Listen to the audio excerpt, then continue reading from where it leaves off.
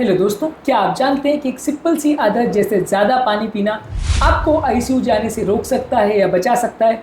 Blood के clot से बचना मुश्किल है, लेकिन सही जानकारी और थोड़ी सी सावधानी आपको बहुत सारे क्लॉट से बचा सकती है। जानना और समझना जरूरी है कि दुनिया भर में होने वाली 25% मृत्यु का कारण खून का थक्का यानी ब्लड क्लॉट्स होती है। रोज़ 30 मिनट का वॉक एक छोटी सी चीज़ है जिसको आप करने से अपने इस मृत्यु होने के चांस को काफ़ी कम कर सकते हैं। आज के टॉपिक में हम बात करेंगे कौन कौन से ऐसे फैक्टर्स हैं जो ब्लड की क्लॉटिंग टेंडेंसी को कम कर सकते हैं। टॉपिक पर जाने से पहले जो लोग हमारे चैनल पर नए हैं उन्हें रिक्वेस्ट करूँगा कि चैनल को सब्सक्राइब करें, वीडियोस को लाइक करें, शेयर करें, फॉलो करें, कमेंट करें, पूरा देखें। टॉपिक को इंटरेस्टिंग बनाने के लिए मिड पोर्शन में हमारे ट्रिविया सेक्शन में मैं आपको कुछ इंटरेस्टिंग जानकारी बताऊंगा जो इस टॉपिक के बारे में आपको ज्ञान भी देंगे और हैरान भी करेंगे। और यदि आप वीडियो के एंड तक मेरे साथ बने रहते हैं तो कुछ इंटरेस्टिंग लाइफ को बचाने वाली और प्रैक्टिकल यूटिलिटी वाली पॉइंट्स भी मैं आपको बताऊंगा जो इस टॉपिक से मिली इन्फॉर्मेशन को यूटिलाइज करने में आपकी मदद करेगा। तो चलिए शुरू करते हैं सफर।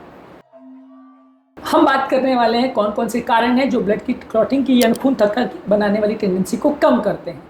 फिजिकल एक्टिविटीज़ में मदद करती है। रेगुलर एक्सरसाइज करने से ब्लड फ्लो इंप्रूव होता है, खासकर पाँव में, जिससे ब्लड का जमा होने की टेंडेंसी और क्लॉट बनाने की टेंडेंसी कम हो जाती है। वॉकिंग, स्ट्रेचिंग और स्टैंड करने से एटलीस्ट दिन भर में 30 से 60 मिनट करने से इफेक्टिव आपको प्रोटेक्शन मिल सकती है। काफ़ी हद तक पाँव की नलियों में खासकर बनने वाले क्लॉट को रोका जा सकता है। इसके अलावा ज़्यादा मात्रा में पानी पीने से खून के थक्का बनने की टेंडेंसी कम हो जाती है। जब बॉडी डिहाइड्रेटेड होती है यानी पानी की कमी होती है तो खून का थक्का बनने की टेंडेंसी कम हो जाती है। इस बात का आपको विशेष ध्यान रखना है जब भी आप ट्रैवल कर रहे हैं या कहीं जा रहे हैं, लंबे समय तक बैठे हैं कार में या प्लेन में, तो ध्यान रखना है जब बॉडी बीमार है और आपने पानी कम पिया है तो आपको ध्यान रखना है। और खासकर गर्मी के मौसम में जब आप वैसे भी थोड़े डिहाइड्रेटेड होते हैं और पसीने की वजह से बॉडी में पानी की कमी हो जाती है तो भी आपको विशेष ध्यान रखना है ताकि ब्लड में क्लॉटिंग की टेंडेंसी कम हो। हेल्दी डाइट जैसे एंटी इन्फ्लेमेटरी और हार्ट हेल्दी डाइट जैसे मेडिटेरियन डाइट आपकी नलियों की हालत को इम्प्रूव कर सकती है और इससे क्लॉटिंग की टेंडेंसी को कम कर सकते हैं। ओमेगा 3 फैटी एसिड्स वाले फिश जैसे salmon, mackerel, tuna, sardine fishes, इसके अलावा फ्लैक्स सीड्स और अखरोट में मिलता है ओमेगा 3 फैटी एसिड्स जो कि नलियों के अंदर मौजूद सूजन को कम करता है। इससे भी क्लॉटिंग की टेंडेंसी कम होती है। लहसुन ज़्यादा खाने से फ़ायदा मिल सकता है। हरी साग सब्जी जिसमें विटामिन के होता है ये आपको फ़ायदा कर सकता है, लेकिन ध्यान रखने की ज़रूरत है कि अगर आप ब्लड थिनर्स खासकर एंटीकोएगुलेंट्स पे हो तो इसको बहुत ज़्यादा मत लीजिए। हल्दी यानी टर्मरिक भी आपको इस मामले में मदद कर सकती है। नेचुरल ब्लड थिकनिंग और थिनिंग एजेंट्स पर ऑलरेडी हमने वीडियो किया है। इसके अलावा स्मोकिंग छोड़ने से फ़ायदा मिलता है। स्मोकिंग आपकी रक्त नलियों को डैमेज करता है, ब्लड में क्लॉटिंग वाले सब्सटेंसेस को बढ़ाता है। स्मोकिंग छोड़ने के कुछ ही हफ्तों के अंदर आपकी ब्लड की क्लॉटिंग की टेंडेंसी सिग्निफिकेंटली कम होती है, हालांकि पूरी तरह से कम करने में काफ़ी टाइम लग सकता है। इसके अलावा यदि आप पड़े हैं बिस्तर पे लंबे समय तक अगर बैठे हैं तो इससे भी ब्लड की क्लॉटिंग टेंडेंसी बढ़ सकती है। कंप्रेशन स्टॉकिंग्स का प्रयोग करें। जल्दी सर्जरी के बाद चलना फिरना, पेशेंट का एम्बुलेशन चालू कर दीजिए। और लंबे ट्रैवल या लंबे समय तक आप डेस्कटॉप पर कोई काम कर रहे हैं तो चलना फिरना चालू करिए। इससे भी ब्लड की क्लॉटिंग टेंडेंसी को सिग्निफिकेंटली कम करने में मदद मिलेगी। अब जैसा कि मैंने कहा था कि हमारे ट्रिविया सेक्शन में कुछ इंपॉर्टेंट बातें आपको बताऊंगा, तो आते हैं हमारे ट्रिविया सेक्शन में। ये ट्रिविया सेक्शन में छोटी छोटी बातें हैं, कुछ साइंटिफिक फैक्ट्स हैं जो आपको ज्ञान भी देंगे और हैरान भी करेंगे। वर्शो ट्राइड यानी 1856 में जर्मन साइंटिस्ट रुडोल्फ वर्शो ने बोला था कि ब्लड क्लॉट होने के 3 कारण होते हैं: खून का बहाव रुकना, नलियों का डैमेज होना और ब्लड में क्लॉटिंग की टेंडेंसी ज़्यादा होना। इन तीनों में से कोई भी फैक्टर अगर नहीं हो तो खून की क्लॉटिंग की टेंडेंसी कम हो सकती है। इसको वर्शोस ट्राइड बोलते हैं। यह इंपॉर्टेंट कारण है जिसकी वजह से लोगों की क्लॉटिंग होती है। जब खून का बहाव रुक जाता है या नलियाँ डैमेज हो जाती है या क्लॉटिंग ब्लड की टेंडेंसी बढ़ जाती है तो बनता है क्लॉट। इसके अलावा NEJM ने 2013 में बताया था कि ऑलिव ऑयल और नट्स को ज़्यादा खाने से ब्लड की क्लॉटिंग की टेंडेंसी 30% तक कम हो सकती है।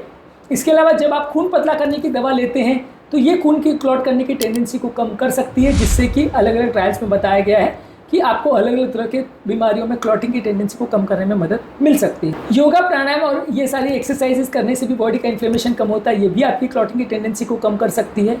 इसके अलावा अमेरिकन हार्ट एसोसिएशन ने शो किया है कि दिन में 2 से 3 लीटर पानी पीने से ब्लड की क्लॉटिंग टेंडेंसी सिग्निफिकेंटली कम हो सकती है। इसके अलावा हार्वर्ड स्टडी ने 2017 में बताया कि डेली 30 मिनट वॉकिंग करने से ब्लड की क्लॉटिंग की टेंडेंसी को सिग्निफिकेंटली कम किया जा सकता है। इसके अलावा हमारे ट्रिविया सेक्शन में लास्ट फैक्ट ये है कि कोविड के टाइम होने वाली 30% मृत्यु का कारण ब्लड की क्लॉटिंग टेंडेंसी थी। कोविड की वजह से नलियाँ डैमेज हो रही थी और ब्लड की क्लॉटिंग टेंडेंसी बढ़ रही थी, इन्फ्लेमेशन हो रहा था, इसलिए बहुत सारी मृत्यु जो कोविड के टाइम पे हुई वो क्लॉटिंग की वजह से हुई। ट्रिविया सेक्शन में आज इतना ही। अब टॉपिक पर वापस आते हैं जहाँ पर हम बात कर रहे थे कौन कौन से तरीकों से आप क्लॉटिंग टेंडेंसी को कम कर सकते हैं। खून पतला करने की अलग अलग कैटेगरी की दवाई मेडिकल सुपरविजन में आप लेते हैं। तो इससे आपकी क्लॉटिंग टेंडेंसी कम हो सकती है। कुछ नेचुरल ब्लड थिनर्स भी इस मामले में मदद कर सकते हैं। यदि आप हार्मोन्स ले रहे हैं जैसे ओरल कॉन्ट्रासेप्टिव्स और फीमेल पेशेंट प्रेगनेंसी के दौरान यदि हार्मोन रिप्लेसमेंट थेरेपी ले रहे हैं तो इससे भी ब्लड की क्लॉटिंग टेंडेंसी बढ़ सकती है। तो हार्मोन रिप्लेसमेंट थेरेपी या हार्मोन्स लेने से पहले आपको सावधानी रखनी है। डॉक्टर से पूछे बिना इनको मत लीजिए और कम टाइम के लिए लीजिए। क्लॉटिंग फैक्टर्स पर बात करके ही इनको लीजिए। कुछ जेनेटिक कंडीशन जैसे फैक्टर 5 लेडिन म्यूटेशन और प्रोथ्रोम्बिन जीन म्यूटेशन से भी क्लॉटिंग हो सकती है। अगर आपको ऐसा कोई बीमारी है तो उसके बारे में जानकारी रखिए, जांच रखिए और उसके बारे में प्रॉपर सावधानी रखिए, प्रॉपर ट्रीटमेंट करिए तो फ़ायदा होगा। अर्ली डिटेक्शन करने से सर्जरी और प्रेगनेंसी के दौरान आप क्लॉटिंग टेंडेंसी को काफ़ी कम कर सकते हैं। इसके अलावा अगर मानसिक तनाव बहुत ज़्यादा है और अगर स्लीप प्रॉपर नहीं हो पा रही तो इससे भी इन्फ्लेमेशन और क्लॉटिंग फैक्टर्स बढ़ सकते हैं। मेडिटेशन, योगा और डीप ब्रीदिंग करने से आप अपने ब्लड के क्लॉटिंग फैक्टर्स को बैलेंस कर सकते हैं। इससे भी आपकी क्लॉटिंग टेंडेंसी को कम किया जा सकता है। इसके अलावा सर्जरी के बाद जल्दी चलना फिरना चालू करना, पानी ज़्यादा पीना और रेगुलर दवाई को लेना ब्लड को पतला करने की, ये आपकी क्लॉटिंग टेंडेंसी को पोस्ट सर्जिकल पीरियड में जो ज़्यादा होती है उसको कम करने में मदद कर सकती है। तो जैसा कि मैंने बोला था लास्ट में मैं आपको कुछ प्रैक्टिकल टिप्स दूंगा जो इस नॉलेज को यूज़ करने में आपकी मदद करेगी। सबसे पहले तो ये कि पानी ज़्यादा पीजिए, 2 से 3 लीटर। प्रेगनेंसी के दौरान ज़्यादा सावधानी रखिए क्योंकि प्रेगनेंसी में मूवमेंट अगर आप नहीं करेंगे और बैठे बैठे रहते हैं या स्टॉकिंग्स का प्रयोग नहीं करते हैं तो क्लॉटिंग की टेंडेंसी ज़्यादा बढ़ सकती है। इसके अलावा सर्जरी के बाद भी पेशेंट को जल्दी चलने के लिए प्रेरित करना बहुत ज़रूरी है। नहीं तो सर्जरी के बाद काफ़ी पेशेंट पल्मोनरी एम्बोलिज्म की वजह से मर जाते हैं जब पाँव की नली में क्लॉट बन जाता है।